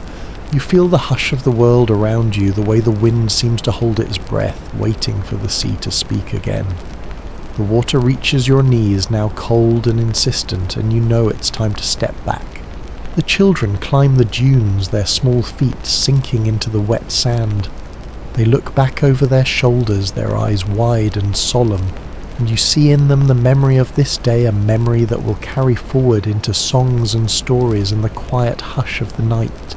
You stand with the fisherman one last time, your breath cold in your chest, and your heart steady in the hush of the waves. You watch as the sea covers the last of the secrets it revealed, the tide rising in a slow, deliberate embrace. And in that final moment, as the water smooths away the lines of the seabed, and the wind sings soft and low, you hear a voice that seems to echo from the deep itself, a quiet promise carried on the hush of the waves. We remember. We remember. A tide of memory washes over you, each wave a fragment of something half remembered, half forgotten. As the sea reclaims the shore, the world seems to grow quiet, the hush of the waves folding over every sound, every whisper of wind. The fishermen stand in a loose circle, their heads bowed as if they are listening to something only they can hear. You stand with them, your feet sinking into the wet sand, the chill of the water brushing against your ankles. In the soft swirl of the tide, you see the glint of something small and bright, a relic left behind, a memory caught in the ebb and flow. You bend down and pull it from the sand, a tiny amulet no larger than a coin carved in the shape of a fish, its scales worn smooth by time and water. The weight of it is surprising heavy with the hush of old stories. You turn it over in your hand, tracing the faint lines of the carving, feeling the salt crust in the grooves. It's a fragment of a prayer, or perhaps a curse, something left behind when the sea pulled back. You tuck it into your pocket, though you know it does not belong to you. Nothing taken from the sea ever truly does. A fisherman sees what you found and gives a soft, knowing nod. The sea leaves its memories behind, he says. Little pieces of itself for those who know how to look. His voice is gentle, but his eyes are hard, as if he's seen too many of those memories vanish beneath the waves. Historians still argue whether these relics, these tokens of the deep, are offerings from the sea, or merely the flotsam of centuries. But in that moment, standing in the hush of the tide, you know they are both. Each one is a story, a fragment of something older than any of us can remember. The children gather round their small hands, clutching shells and smooth stones, each piece a secret to be carried home and whispered over in the quiet of the night. They don't understand the weight of these things yet, but they will. The sea teaches slowly, and its lessons last longer than lifetimes. You turn your face to the horizon, where the water meets the sky in a line as fine as a knife's edge. The tide is full now, the seabed hidden once more beneath the restless breath of the waves. You feel a pang of loss for the things you saw, the broken ships, the flickers of life that moved in the dark pools, the ancient shapes that slipped through the shallows like ghosts. They are gone now, swallowed by the hush of the returning sea. A fisherman's wife stands beside you, her shawl pulled tight against the chill. "It's better this way," she says softly, her breath warm against the cold air. Some things are meant to stay hidden. Some stories are meant to be carried in silence. You nod, though a part of you aches for the lost shapes and the quiet magic of the exposed deep, but you know she's right. The sea's secrets are its own, and what it chooses to reveal is never truly ours to keep. The fishermen gather their nets, their voices low as they speak of what comes next, the mending of lines, the weaving of stories, the quiet vigil that begins again with the first light of dawn. They know the sea will always take what it wants, but they also know that their lives are bound to it like the knots of the nets they cast into the waves. Historians still argue whether these cycles of loss and return, these endless dances between sea and shore, are merely the workings of the tide or something deeper. But here you see that it doesn't matter. What matters is the way the fishermen stand together, their faces turned to the horizon, their hands steady on the worn wood of their boats. One of the children, a girl with hair the colour of the stormy sky, holds up a piece of sea glass, its green edges smooth and cool. She shows it to you with a shy, proud smile. "It's a piece of the sea," she says, her voice soft as the hush of the waves. A memory. You take it from her hand for a moment, feeling the chill of it in your palm, and you know she's right. It is a memory, a shard of something that was once whole and has been broken and remade by the patient hands of the sea. The fishermen begin to move their steps, slow and deliberate, their voices weaving in and out of the hush like a prayer. The children follow their small feet, leaving prints in the wet sand that the tide will soon erase. You walk with them, the weight of the amulet in your pocket, a quiet reminder of the stories you carry. Now stories of water and salt, of monsters in the deep, and the fishermen who stand watch on the shore. As you reach the edge of the dunes, you pause to look back one last time. The sea is calm now, its surface smooth as glass, and in that calm you hear the echo of the deep, soft and insistent, a whisper that says, "Remember." And you do.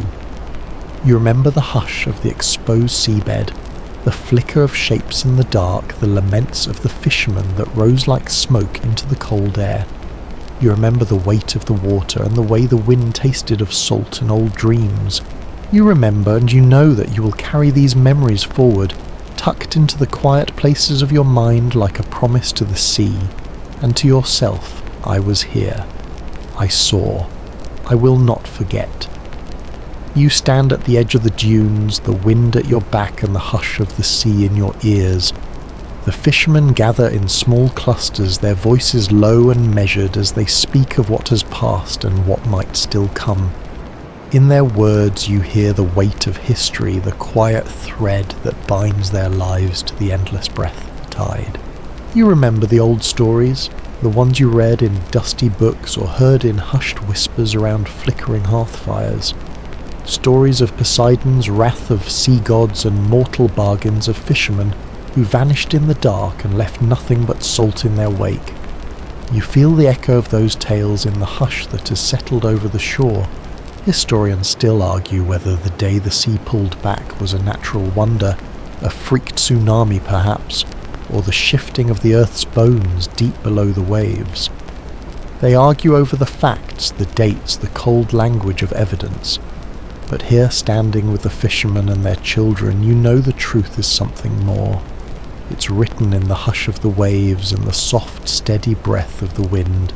A fisherman beside you, his hair tangled with salt, and time speaks in a voice that carries the weight of generations. The sea remembers, he says his words slow and careful. She holds our stories in her deep places, and she shows them when we've forgotten how to listen. You watch the children playing at the edge of the dunes, their laughter soft and bright against the grey sky.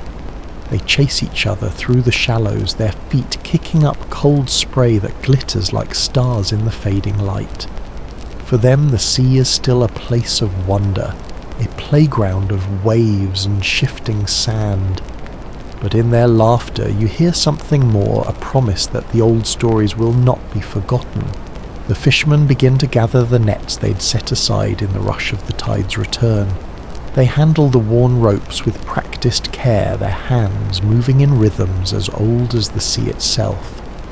Each knot is a prayer, each loop a memory of the fish they've pulled from the deep and the storms they've weathered to bring them home. You help one of the fishermen coil the nets, your fingers cold and stiff in the damp air. He smiles at you, a small weary smile that holds more gratitude than words ever could. The sea tests us, he says, his voice low. She tests our patience, our courage, but she also reminds us why we stay. You nod, feeling the truth of it in the weight of the net in your hands. The sea tests, but it also gives back in ways no one can predict. Silverfish in the moonlight, the hush of the waves against the hull, the quiet strength of those who stand on the shore and wait. Historians still argue whether these old ways, these knots and chants, these offerings of driftwood and song are nothing more than tradition. But here you see how they are the bones of something larger, the skeleton of a faith that reaches deeper than the tide. The children climb higher up the dunes, their laughter fading into the hush of the wind. One little girl pauses to pick up a small broken shell, the pearly curve of it glinting in the light. She holds it to her ear, listening to the quiet murmur of the sea trapped within. Her eyes go wide, and for a moment you see the flicker of something ancient in her small face. The fishermen's wives gather close, their shawls pulled tight against the chill. They share quiet words, their voices blending with the soft murmur of the water. In their eyes you see the calm acceptance of those who know the sea's ways, who have lived their lives by its rhythms and know that nothing is ever truly lost, only changed.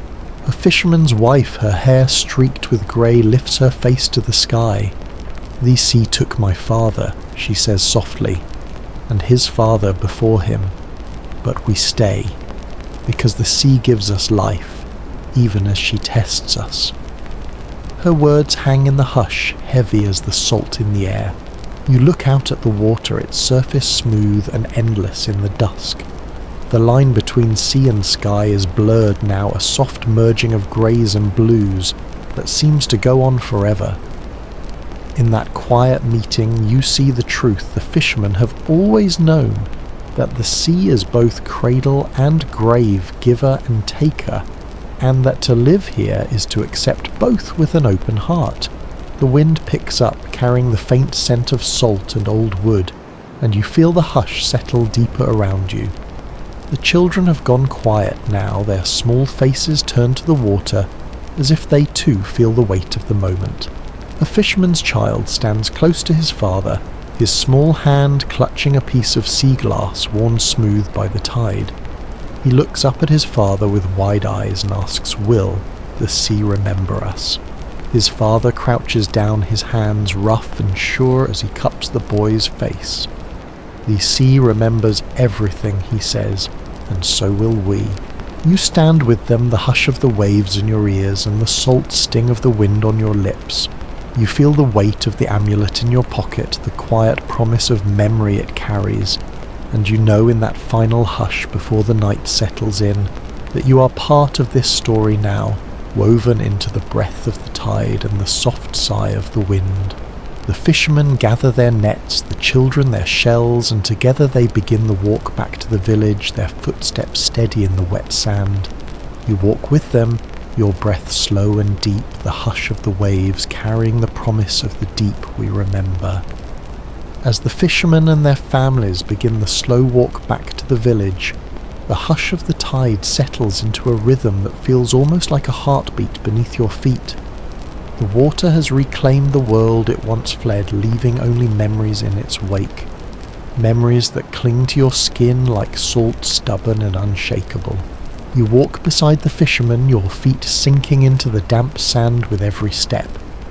The amulet in your pocket presses against your hip, a quiet weight that reminds you of the stories you've witnessed, of the promises whispered in the hush of the waves. The air is thick with the scent of salt and smoke from distant hearth fires, and the wind carries the taste of the sea like a secret. The fishermen's children walk ahead, their laughter a soft echo against the fading light. They dart and weave like small birds, their bare feet leaving fleeting prints in the sand. You watch them, and in their bright eyes you see the promise of tomorrow, the promise that even as the sea takes life goes on. One of the fishermen, his shoulders broad and his hair tangled with salt, walks beside you in silence. His hands are calloused and stained with the memories of 1,000 nets, his breath measured and calm. "We'll tell them this story," he says finally, his voice low and sure. "The children and their children after, so they remember that the sea gives and the sea takes."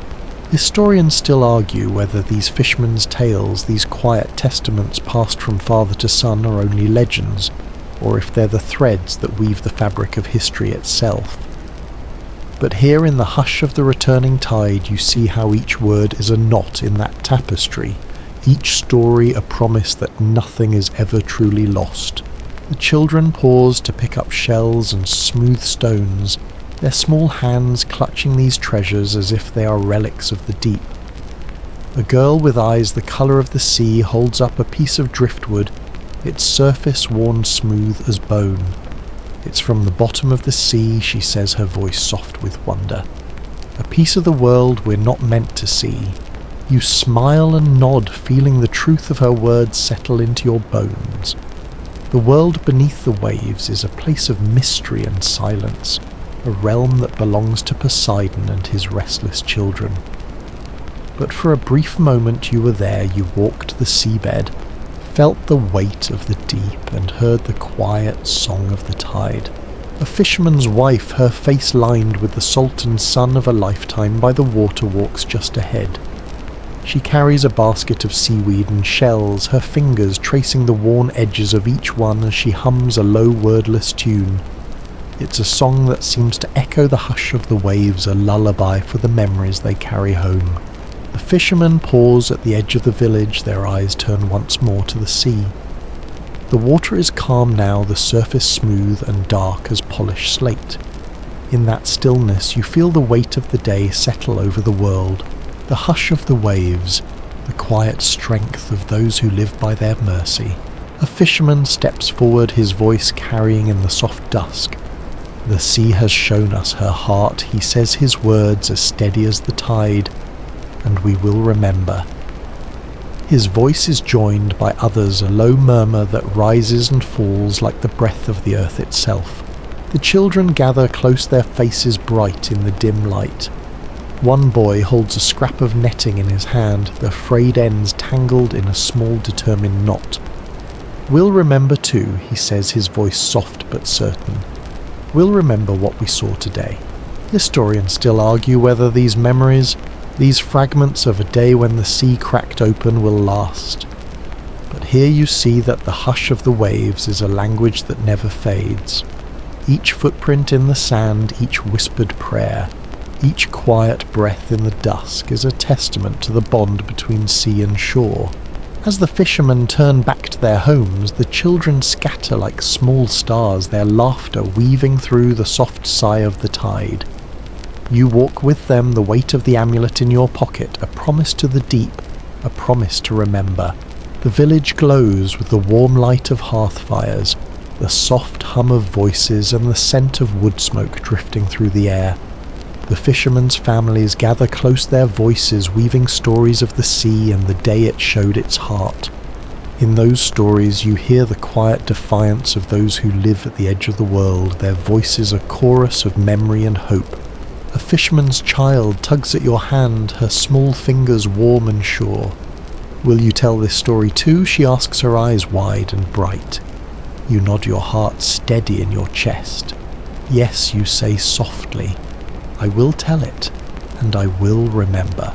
And as you step into the glow of the village, the hush of the waves in your ears, you know that this day will live on not just in the stories of the fishermen, but in the quiet breath of the tide, in the salt on your skin, in the endless rhythm of the sea's heart. The sea has claimed what was its own, but it has left behind the hush of memory, and you will carry it with you, woven into the slow, steady beat of your heart, into the quiet promise of each wave that breaks upon the shore. The hush of the tide has faded into the soft murmur of night, the gentle rise and fall of the waves, a quiet song in the darkness. In the village, the fishermen sit by the glow of small fires, their faces lit by the flicker of flame and the memory of the sea's cold breath. You stand among them, the warmth of the fire at your back and the chill of the night in the air. The amulet in your pocket is a small weight, but it feels heavier now, a promise pressed against your skin. You turn it over in your hand, tracing the worn lines of the fish carved into the wood, and you feel the hush of the tide echo in your chest. A fisherman's wife, her hair pulled back in a tight braid, holds a small piece of driftwood in her hands. She turns it slowly in the light, her fingers moving with a care that speaks of years spent on the edge of the deep. We carve these to remember, she says softly. Each one a vow, a promise that we will not forget what the sea has shown us. She presses the driftwood to her lips, her eyes bright in the firelight. The children watch her in silence, their small faces solemn in the hush. They know this ritual well.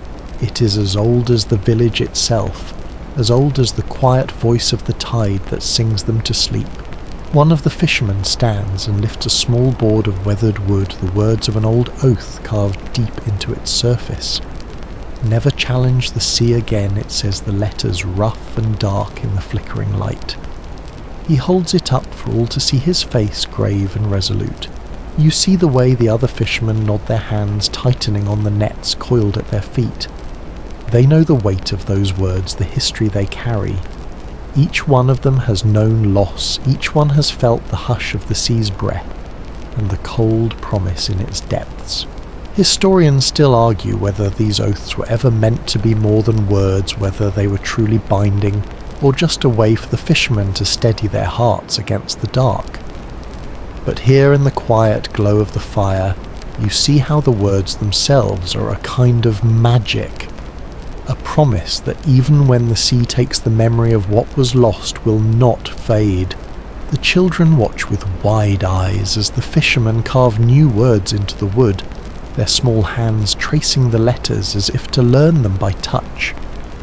One girl, her hair dark and tangled from the wind, leans close to see each stroke of the knife, her breath soft and steady in the night air. A fisherman's son, no older than 10, lifts his head and says, "We will remember. Even when the sea comes back, we will remember." His voice is clear and certain, and in that quiet vow you hear the echo of generations of fathers and grandfathers who stood on the same shore and made the same promise. You feel the weight of the amulet in your pocket, and you know that you too are part of this vow. You're a witness, a voice to carry the memory forward. The hush of the waves is in your blood, now the salt of the tide, a promise you will not break. The fishermen pass the carved board from hand to hand, each one adding their own mark, a line, a symbol, a quiet breath of memory. When it comes to you, you trace your fingers over the rough letters, feeling the weight of all they mean. Never challenge the sea again, the wood whispers, and you nod in the hush, your heart steady and sure. The fire crackles softly, the warmth of it, a small comfort against the chill that rises from the sand. The fishermen's voices are low, their words weaving through the night like a net of memory. They speak of the day the sea cracked open, of the monsters they saw in the deep, of the quiet strength of those who stood watch on the dunes. Historians still debate whether the sea's hunger is a story or a truth, whether the monsters that flicker in the deep are real, or only the reflection of our own fears. But here in the hush of the night you know that the truth is in the memory itself, in the way the fishermen's voices grow soft when they speak of what they've seen, in the way the children's eyes go wide with wonder. The amulet in your pocket feels warm now, the wood worn smooth by years of prayer and promise. You hold it in your hand and close your eyes, listening to the hush of the waves as they whisper against the shore.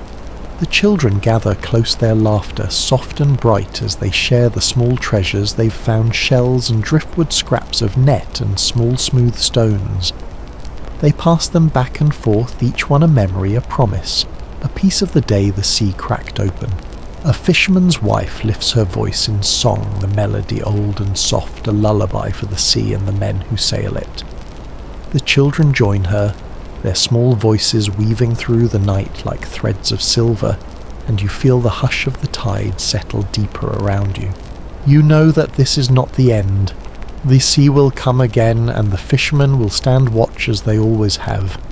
But for now, in the hush of the night, there is only the promise of the deep and the quiet strength of those who keep its memory alive. And you, with the amulet in your pocket and the hush of the waves in your ears, know that you are part of that promise too. The night is full of stories, each one carried on the hush of the waves and the soft flicker of firelight. You sit with the fishermen and their families, the children's laughter weaving through the dusk like a gentle counterpoint to the weight of the day. The hush of the tide is a constant presence, a quiet breath in the darkness. A fisherman's child climbs into her father's lap, her small hands clutching a piece of sea glass worn smooth by the tide. "Will you tell me a story?" she asks, her voice as soft as the wind. Her father smiles, his eyes bright in the glow of the fire. "Of course, little one," he says. "I will tell you the story of the day the sea cracked open." And so he begins, his voice low and steady, weaving the story into the hush of the night. He speaks of the first tremor beneath their feet, of the way the water pulled back to reveal a world no mortal was meant to see. He speaks of the monsters that flickered in the dark, of the secrets the sea laid bare for those brave enough to walk its heart. The children listen with wide eyes, their small hands clutching bits of shell and bone, each one a token of the day's memory. You watch them, and you see how the stories settle into their hearts, how the hush of the tide becomes a lullaby they will carry with them long after the fire burns low. Historians still argue whether these stories are just old superstitions, fragments of a past that never truly was. But here in the hush of the night you see that they are something more, a way to remember, a way to honour the balance between sea and shore. A fisherman's wife, her hands busy with a net she mends by the light of the fire, glances up and says, "We tell these stories so the children will know, so they will remember that the sea is not just water, it is life and death, memory and promise." You nod, feeling the weight of her words settle into your bones. The hush of the waves is a language older than any book, and tonight it speaks in every quiet breath, every shared glance, every small voice lifted in wonder. One of the children lifts a piece of driftwood, its shape twisted by the endless push and pull of the tide. "This was a tree once," he says, his voice small but certain. It lived on the shore and the sea took it and made it new. He looks up at his mother, his eyes bright with the wonder of the story he's just begun to understand. She cups his face in her hands, her smile gentle and sad all at once. "And so it is with all of us," she says softly. "The sea takes, and the sea remakes, and we carry its memory in our bones." The fishermen nod in quiet agreement, their faces turn to the dark line of the water. They know that the sea's hunger is endless, that it will always come back to take what it is owed. But they also know that in the hush of the waves there is a kind of peace, a promise that even what is lost is never truly gone. The children grow sleepy, their eyes heavy with the weight of the day and the soft lull of the tide. One by one they curl up against their mothers, their small bodies warm in the cool night air. You watch as a fisherman's wife hums a soft song, the melody winding through the hush like a silver thread. Historians still debate whether these lullabies, these songs of salt and memory, are born of the sea itself or of the hearts of those who live by its edge. But you know the truth in the quiet hush of the night they are both. A fisherman leans close, his breath warm against your cheek.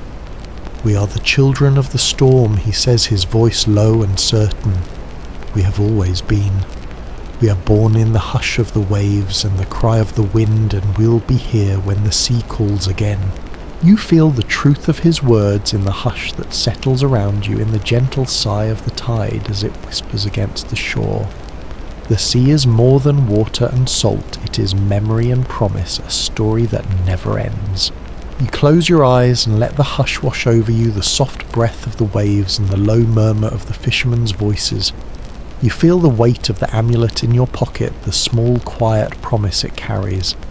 And you know that you too are a part of this story now, woven into the breath of the tide, into the hush of the deep. The children sleep in their mother's arms, their small hands clutching bits of shell and stone, their dreams filled with the flicker of the deep and the quiet song of the sea. The fishermen sit in silence, their faces turned to the water, their hearts steady in the hush. And you, with the hush of the tide in your ears and the weight of memory in your chest, know that the sea will come again. It will take and it will give, and in the quiet breath between the story will continue. The hush of the night is deeper now, the tide's slow breath, a lullaby that wraps the village in quiet. The fishermen and their families linger by the dying fires, their voices soft and steady, as they share the last stories of the day. Each word is a thread in the tapestry of memory, each breath a promise to the sea. You stand at the edge of the dunes, the wind at your back and the salt of the sea on your lips. The children have drifted into sleep, their dreams safe in the circle of their mother's arms. The fishermen's voices are low, a murmur of memory and hope that weaves through the hush like a gentle net. One of the fishermen lifts his head, his eyes bright in the glow of the embers. "There is one last secret," he says, his voice a soft rumble in the dark, a final whisper from the deep. His words settle over the group like a quiet spell, and even the wind seems to still waiting. He speaks of a dream he had as a boy, a dream of the sea, splitting open the water, falling away to reveal a hidden place where no light could reach. He speaks of a voice that rose from the dark, soft and insistent, a promise and a warning in the same breath. It said, "Remember." The fisherman says, his voice low and sure. "Remember what you are and what the sea will always be." His words settle into the hush like pebbles sinking into water, each one a ripple that echoes in the quiet. Historians still argue whether these dreams are only the echoes of the deep visions born of salt and fear, nothing more. But here you see how the fishermen listen with wide eyes, how the hush of the tide seems to lean close to catch each word. Here you feel the truth of the dream in the slow beat of your own heart. The fisherman's wife, her face lined with salt and wind, lifts her head and says softly, "The sea keeps its secrets, but sometimes in the quiet it shares them with those who know how to listen." Her voice is a thread of calm in the darkness, a reminder that the hush itself is a kind of song, You feel the weight of the amulet in your pocket, the small promise it carries pressing warm against your skin. You close your eyes and listen to the hush, to the gentle breath of the waves and the low murmur of the wind. In that quiet you hear the final whisper of the deep, a promise that the sea will always remember, even when the world above forgets. The fishermen rise slowly, their movements careful and deliberate, as if they are afraid to break the spell of the hush. They gather the last of the driftwood, and the small, simple offerings they have brought to the shore, tokens of the sea's memory, left to the tide as a promise. One of the children, awake but silent, stands at the edge of the water, her small feet sinking into the wet sand. She holds a piece of shell in her hand, the curve of it catching the faint light of the stars. "Will the sea remember me?" she asks in a voice no louder than the hush itself. Her mother kneels beside her, her hand gentle on the girl's shoulder. "The sea remembers everything," she says, her voice sure and soft. "It remembers the hush of your breath, the weight of your small feet in the sand. It remembers because you are part of it, as it is part of you."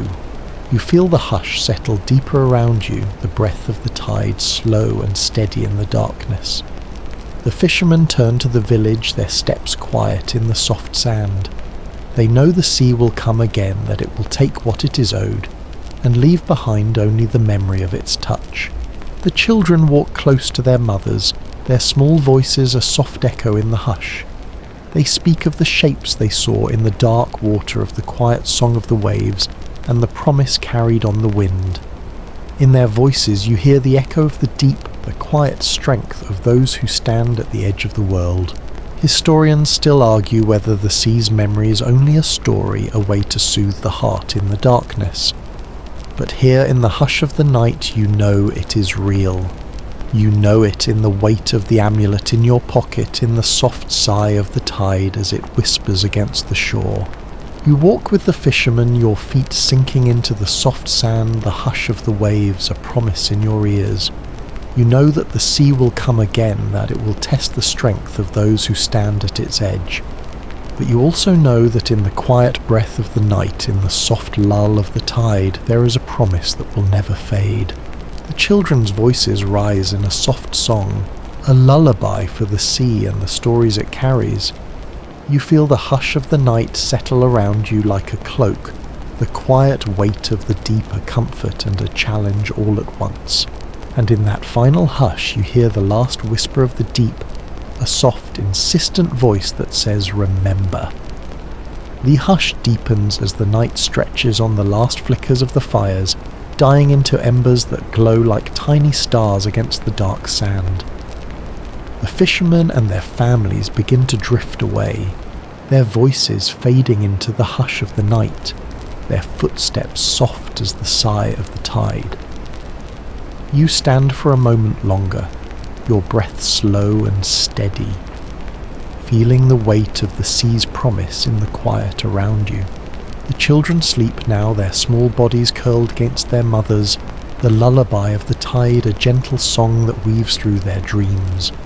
The fishermen gather their nets and tools, their movements careful and deliberate, each one a quiet ritual that speaks of the unbroken thread between land and sea.